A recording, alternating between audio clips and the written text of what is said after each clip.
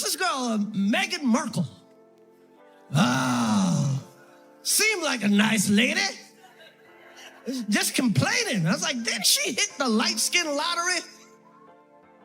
Hit the fucking light skin lottery and still going on complaining. Oh my gosh, I work so hard and Trying to be a victim. But seriously, it's got to sell the mommy lifestyle. And it's got to be all about me. But not seem like it's all about me. In California, we're just a regular couple living close to Oprah and far from the paparazzi. Ooh. But not too far. Lot going on in the news. My God, it's so crazy out there. What's going on with Meghan Markle? The moment Chris Rock walked onto the Netflix stage, it probably would have been the perfect time for Meghan Markle to switch off the Wi-Fi, throw her phone into the middle of the ocean, and disappear somewhere with absolutely no internet connection. What followed wasn't just another celebrity comedy routine, it became one of the most talked about moments aimed at the Duke and Duchess of Sussex. His jokes landed one after another, cutting through years of royal controversy with incredible precision. It felt like he carved through the entire story with ease, then casually came back for another round. By the end of the set, the polished fairy tale image looked far less like a modern Cinderella story and much more like a Netflix production that struggled to live up to the hype. But before getting to that unforgettable comedy takedown, it's worth looking back at the point where their seemingly perfect royal narrative first began showing cracks. Long before the jokes filled the theatre, public debates over interviews, media coverage, and conflicting accounts had already started raising questions. The image that once appeared carefully crafted slowly became the subject of constant discussion, with every new appearance adding another layer to the conversation. During his Netflix special, Lot going on in the news. My God, it's so crazy out there. What's going on with Meghan Markle? She thinks that everybody is just stupid. Like we can't see that she is manipulating his dumb husband. I really feel sorry for the family. Maybe everybody's fixating her on how good looking this guy. They're so racist. They're so racist. Some of that he went through was not racism. It was just some in-law. Sometimes it's just some in-law. Because she's complaining. I'm like, what the she talking about? Chris Rock turned his attention toward the racism allegations that Meghan has continued discussing for years. Rather than approaching the subject with a serious tone, he used comedy to challenge the public narrative, delivering each line with the confidence of someone who knew exactly how the audience would react. Every pause seemed carefully timed, and every punchline built momentum as the crowd became louder with each passing minute. Then he shifted toward what many viewers considered the most surprising part of Meghan's story, her claim during the Oprah interview that she knew almost nothing about the royal family before marrying Prince Harry. Chris Rock treated that statement as though it were the setup for the easiest joke imaginable. He reacted with the kind of exaggerated disbelief normally reserved for someone claiming they had somehow gone through life without ever hearing about Google or using the internet to look up one of the world's most famous families. The audience erupted with laughter, but Rock wasn't simply delivering a quick one-liner before moving on. He was carefully building towards something bigger. First, he acted as though he completely accepted Meghan's explanation, smiling and nodding just enough to make it seem believable. Then, right when everyone relaxed, he flipped the entire setup with a punchline so sharp, Going on, Oprah, I didn't know. I had no idea how racist they were. It's the royal family. You didn't Google these motherfuckers? What the fuck is she talking about? She didn't know. What the fuck is she talking about? She didn't know. The fuck? It's the royal family. They're the original racists. Oprah, they're so racist. They wanted to know how brown the baby was gonna be. They're so racist. They wanted to know how brown the baby's gonna be. I'm like, that's not racist. Because even black people want to know. that it completely changed the mood. The theatre exploded with laughter as the joke landed exactly where he intended, turning the earlier setup into one of the biggest comedic moments of the special. After taking apart that part of the story, Rock pushed even further. His most pointed remarks focused on one of the biggest headlines surrounding Harry and Meghan, the allegation involving concerns over a future royal baby's skin color. With one carefully delivered observation, he didn't simply question the claim from a comedic perspective. He reframed it in a way that caught the audience completely off guard, leaving a brief moment of stunned silence before another huge wave of laughter rolled through the room. That timing made the joke hit even harder, with many viewers remembering it as one of the standout moments from the entire performance. The overall takedown was relentless, and the message couldn't have been much clearer. Chris Rock showed no signs of pulling his punches or softening his material, choosing instead to lean fully into his perspective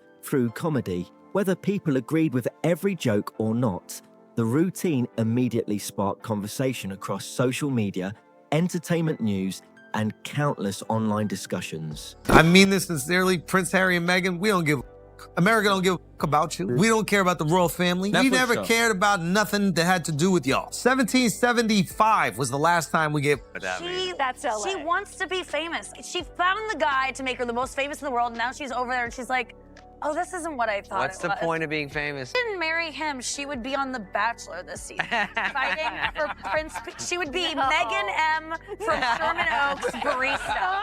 She just got lucky. She got so lucky. And remarkably, that unforgettable set was only one part of a much larger wave of comedians and public figures taking humorous shots at Harry and Meghan from every direction, making it clear that this comedy beatdown was far from over. Before long, it seemed like comedians everywhere had decided they wanted to take their turn weighing in on Harry and Meghan's public story. One comic after another stepped up, and each performance found a new angle that seemed even sharper than the last. American comedians especially brought their own style to the conversation, and their approach was often louder, more direct, and far less interested in holding back. In the world of stand-up comedy, there are very few safe topics, and Harry and Meghan quickly became recurring material. The audience reaction suggested these jokes were connecting with people who had already been following the couple's headlines for years. While Andrew Schultz largely dismissed the pair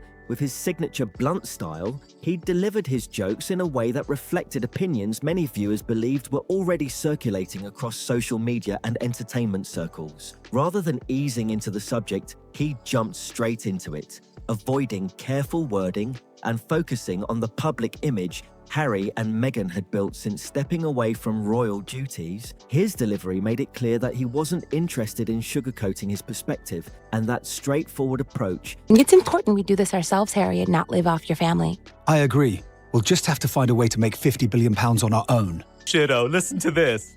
Meghan Markle to join the 11th season of The Real Housewives of Beverly Hills. Ugh, so thirsty for any kind of attention. I would die before I would be on her reality show. I'm here to tell my truth and make a shit ton of money out of podcasting, as I don't have any discernible talent. Became part of what made his routine stand out. At the same time, comedians like Nikki Glaser approached the topic from a completely different direction. Instead of simply criticizing the couple, she imagined an alternate version of Meghan's life through comedy. Her jokes painted a fictional scenario where Meghan's pursuit of fame led her to marry Prince Harry, only to discover that royal life wasn't the glamorous fantasy she had supposedly imagined. The humor came from exaggerating expectations and contrasting them with the realities that followed after becoming part of one of the world's most famous families. Glaser didn't stop there. She expanded the fictional scenario even further, imagining what Meghan's everyday life might have looked like if she had never become connected to the royal family at all. Her routine leaned heavily into exaggerated what-if situations, creating over-the-top possibilities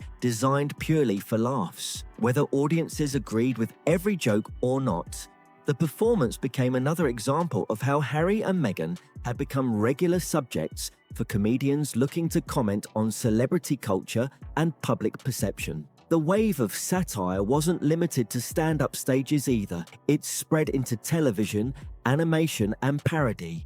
reaching audiences in completely different ways. One of the most talked about examples was the animated series The Prince, which built much of its humor around fictional portrayals of royal life and the couple's post-royal public image. The show exaggerated themes involving celebrity, media attention, and commercial opportunities, presenting a satirical version of events rather than attempting to reflect reality.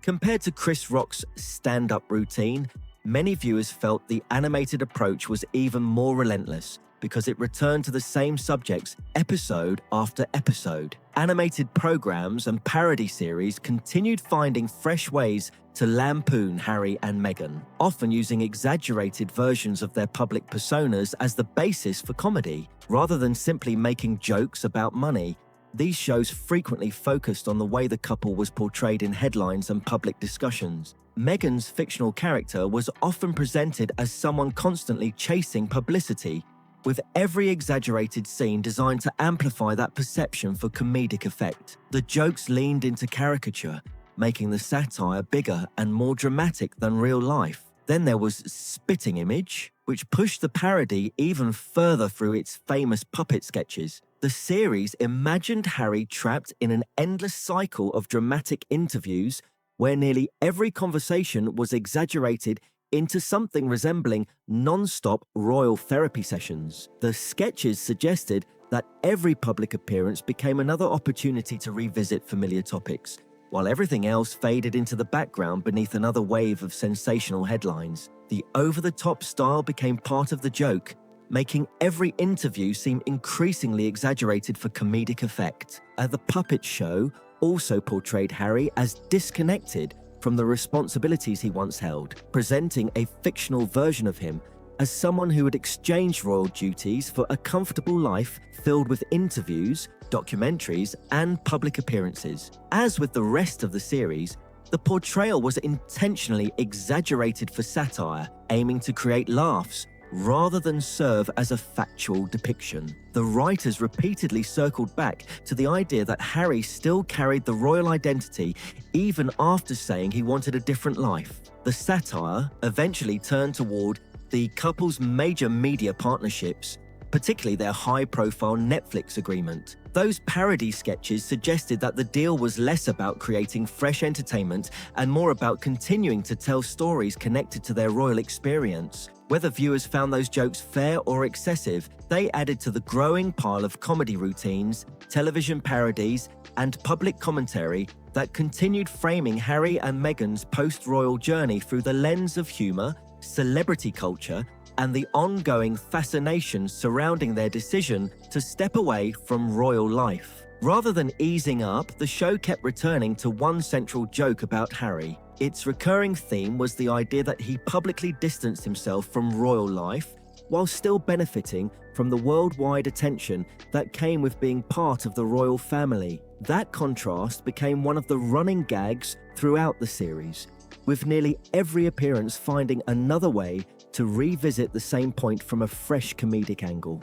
The satire leaned heavily into that perceived contradiction, making it one of the biggest punchlines in the entire production. The comedy didn't stay inside animated shows or television parodies either. Online creators quickly joined in, and Meghan's newer projects became fresh material for viral content. One moment that especially caught people's attention came from her cooking show, when she corrected Mindy Kaling after she referred to Meghan by her maiden name. The exchange lasted only a few seconds, but it immediately sparked reactions across social media, where viewers debated the interaction and creators began turning it into comedy clips. That short moment soon became comedy gold online. Content creators replayed the clip, added humorous edits, created remixes, and built parody videos around it until it spread far beyond the original interview. Before long, it wasn't just one viral moment anymore. It became another internet meme that kept resurfacing as more people added their own jokes and creative spins, with each new version attracting another wave of attention. As the trend grew, the jokes expanded beyond that single clip and began targeting Meghan's broader lifestyle brand. Many parody videos focused on what critics described as the overall presentation of her cooking show. The recurring joke suggested that the program emphasized polished visuals and carefully styled moments more than practical cooking or original ideas. Creators exaggerated scenes where everyday activities were presented as though they were extraordinary discoveries, turning those moments into recurring internet punchlines. The humor resonated with audiences who enjoyed seeing familiar clips transformed into over-the-top parodies. From there, many creators widened the scope even further. They revisited several well-known chapters from Meghan's public story, including discussions surrounding her relationship with her father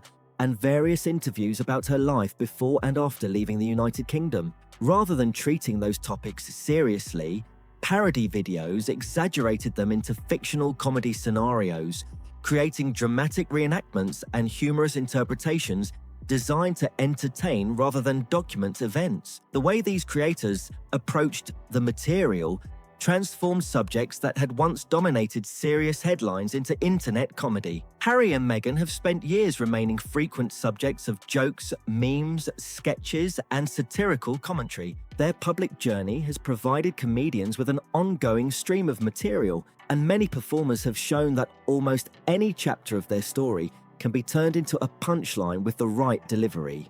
For many comedy writers, it's the kind of topic that keeps producing fresh angles without much effort. Major American late-night comedy shows have also revisited Harry and Meghan countless times, regularly using royal headlines as inspiration for monologues and comedy sketches. Programs like Saturday Night Live became especially well known for recurring segments featuring fictional versions of the royal brothers. Those sketches often exaggerated the differences between William and Harry, portraying their relationship as increasingly awkward and competitive. One of the recurring jokes centered on Harry constantly reminding everyone that he was the spare, turning the phrase into an ongoing comedic theme that audiences quickly recognized. Of course, the comedy wasn't portrayed as completely one-sided. One memorable sketch imagined William responding after Harry joked about his thinning hair. In return, William fired back by making light-hearted remarks about Meghan's acting career on Suits, suggesting that if Harry was willing to tease others publicly, he should also expect a few jokes directed back his way. It played out like the classic, "You joke about me, I'll joke about you" exchange, capturing the playful back-and-forth style that has become a familiar part of modern comedy whenever the royal family enters the spotlight. This time, though, Harry became the setup that made the joke hit even harder. In one memorable Saturday Night Live sketch, the show's version of Prince William answered Harry's jab about his hair by taking a swipe at Meghan's acting career. The punchline suggested that Suits was so slow and uneventful, it could practically be marketed as a sleep aid, instantly shifting the spotlight onto Meghan as well. It was the perfect comeback, turning Harry's playful hair joke into a full-scale roast that left Meghan caught in the middle too. Rather than letting Harry have the last laugh, the sketch imagined William firing back with an even sharper line, creating the kind of exaggerated sibling rivalry that comedy audiences couldn't help but enjoy. Saturday Night Live played the whole exchange perfectly, portraying William and Harry as brothers who simply couldn't stop teasing and mocking each other. Every conversation seemed destined to turn into another sarcastic exchange, making it look like they could barely stay in the same room without tossing another insult back and forth. That over-the-top family tension became the heart of the sketch, and it was comedy gold from beginning to end. Then came the next stage of the public roasting, and this time the cartoon world took over. Animated satire has never been known for holding back, and when Harry and Meghan became the target, the writers went all in. Few shows have earned a reputation for fearless celebrity parody quite like South Park, and it proved exactly why by dedicating an entire episode to the couple. The now famous Worldwide Privacy Tour episode immediately focused on what the writers presented as the biggest contradiction surrounding Harry and Meghan's public image. The running joke centered on publicly asking for privacy, while continuing to appear in interviews, documentaries, podcasts, and other high-profile media projects. Scene after scene built on that same premise, with every joke becoming more exaggerated than the last, until the entire episode revolved around the idea. The writers didn't stop with Meghan either. Harry became just as much of a target throughout the story. His memoir was portrayed through South Park's exaggerated lens, presenting a fictional version of Harry as someone surrounded by extraordinary privilege while constantly focusing on personal grievances. Meghan's animated character, meanwhile, was portrayed as someone determined to remain in the spotlight, creating another recurring joke that carried through the episode and kept the satire rolling. Then, right at the very end, South Park delivered what many viewers considered its biggest punchline. Meghan's cartoon character casually dropped a line that tied the entire episode together. In one quick moment, the writers highlighted the contrast between presenting the desire for a quiet, ordinary life while continuing to remain highly visible in the public eye. It was classic South Park satire delivered with its signature style, ending the episode on one final memorable laugh. But the animated roasting didn't end there. Family Guy stepped in next, putting its own spin on Harry and Meghan's public image. It almost felt as though the animated world had become its own unofficial royal commentary, with South Park and Family Guy taking turns parodying every new headline involving the couple and turning each fresh controversy into another punchline. Family Guy leaned heavily on Harry's own public statements, transforming familiar quotes and moments into fast-paced comedy.